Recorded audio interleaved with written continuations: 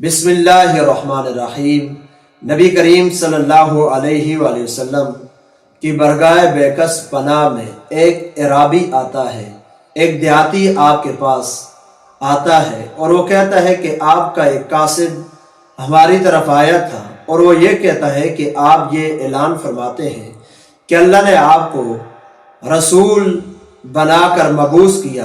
तो नबी करीम सल्लल्लाहु अलैहि वसल्लम ने फरमाया उसने सच कहा है।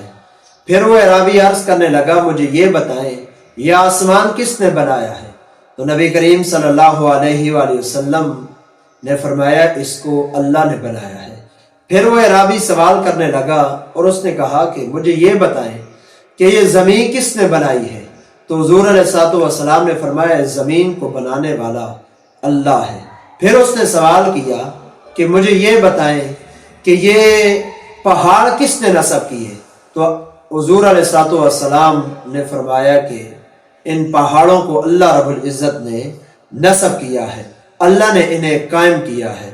वो बोला उस ज़ात की कसम जिसने आसमान बनाया, ज़मीन बनाई, पहाड़ नस्ब किए और इनमें जो रखा सो रखा, क्या उसी रब ने आपको रसूल बनाकर भेजा है? जिस रब ने ज़मीन बनाई, आसमान बनाया और पहाड़ नस्ब किए, इसके अंदर इसके ऊपर दरियाओं को चलाया।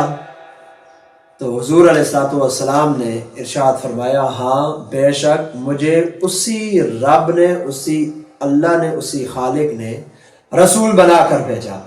तो देहाती ने फिर अरकान इस्लाम का जिक्र किया जो कासिद ने उसे बताए थे, या नबी करीम सल्लल्लाहु अलैहि वसल्लम का जो कासिद था उनके इलाके गया था, उसने जो अरकान इस्लाम बताया उसने हुज़ूर अलैहिस्सलातु वस्सलाम से पूछा। तो हुज़ूर अलैहिस्सलातु वस्सलाम ने फरमाया कि जो उसने अरकान इस्लाम तुम्हें बताए हैं वो सही बताए हैं।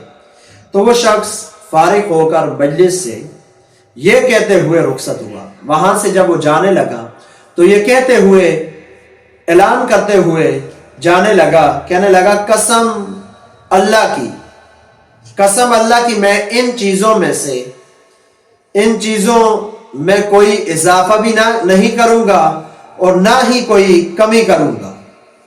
यानी इन चीज़ों पर ना मैं किसी और का इजाफा करूंगा और ना ही इन चीज़ों में जो आपने बताई है कमी करूंगा। तो नबी करीम सल्लल्लाहु अलैहि वसल्लम ने उस वक़्त फरमाया, आपने फरमाया अगर ये सच्चा है तो ज़रूर और लाजमी तौर पर मेरा रब इसको जन्नत में दाखिल फरमा ले।